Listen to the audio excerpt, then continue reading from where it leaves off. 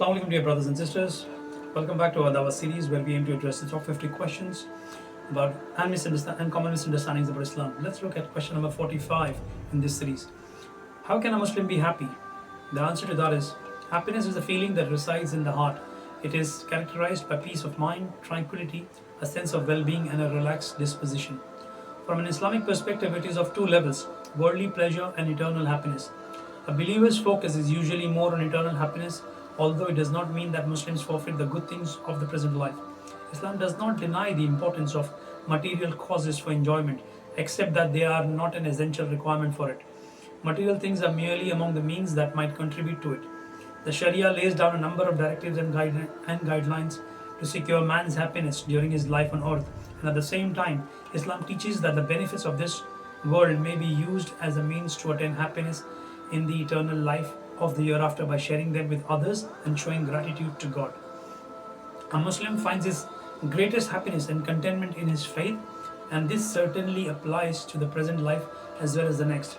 Someone who believes in God with a belief that is pure and free from any defects will enjoy a tranquil heart, a peaceful soul, and will be pleased with whatever God has provided for him. Submission to the will of God, which is the meaning of Islam, gives the believer the peace of mind needed in order to be industrious and persevering. Aware that his life has meaning and a definite purpose, he is motivated to expend effort in order to realize it. His enhanced perception of the moments, hours, and days of his life leaves no place for boredom or depression. Faith also protects a Muslim against the cause of unhappiness. A believer is mentally prepared to accept patiently whatever God should decree for him. He knows that he will be tried and tested throughout his life, and additionally, that those trials are opportunities for him to put his faith into practice and earn rewards not proportionate to but many times greater than his suffering. Such tests help him to develop inner strength through patience and determination, trusting in God, seeking His assistance, and fearing Him alone. The life of this world fluctuates between periods of ease and difficulty, just as an individual does from health to illness or from wealth to need and vice versa. Additionally, man is a social being who needs to interact with others of his own kind. Because individuals differ in their physical and mental qualities, it is unavoidable that there will be some displeasing occurrences among them, causing sorrow and distress.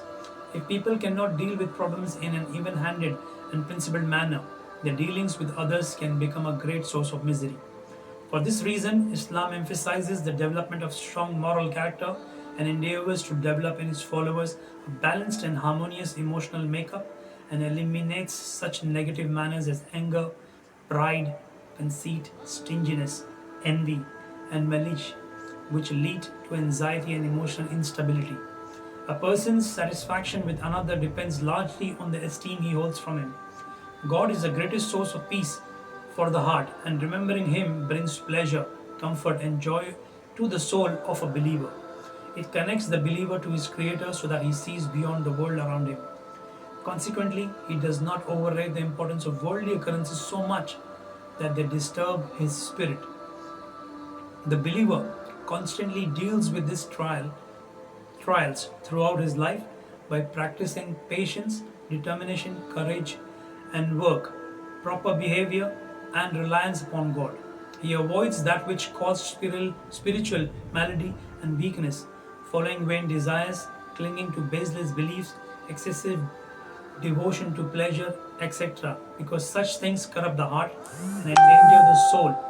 Islam is also concerned with man's physical health and well being, hence, it forbids the consumption of anything that is hazardous to the body or can diminish or cause harm to the mind. Because Muslims are serious about their religion, people sometimes ask if they are allowed to enjoy themselves. But who said there is no enjoyment in Islam? Muslims enjoy themselves within the framework of all that God has permitted and feel no regret for missing the few things He has prohibited, knowing that they must be harmful in some or the other way. There is no true enjoyment in doing something God has prohibited either, because sin is always followed by a sense of discomfort. A Muslim is content with the countless blessings, apparent and unapparent, that his Creator has bestowed upon him and deeply appreciates that he has been guided to the best life in both worlds. This is the true happiness of which millions of people are deprived of. Anyone who would like to know more about happiness should read some accounts by people who have entered Islam, consider the great changes that occurred in their lives and the contentment they enjoy now. It is enjoyment that everyone should seek. I hope I've answered the question. Thank you very much. Jazakallah khair.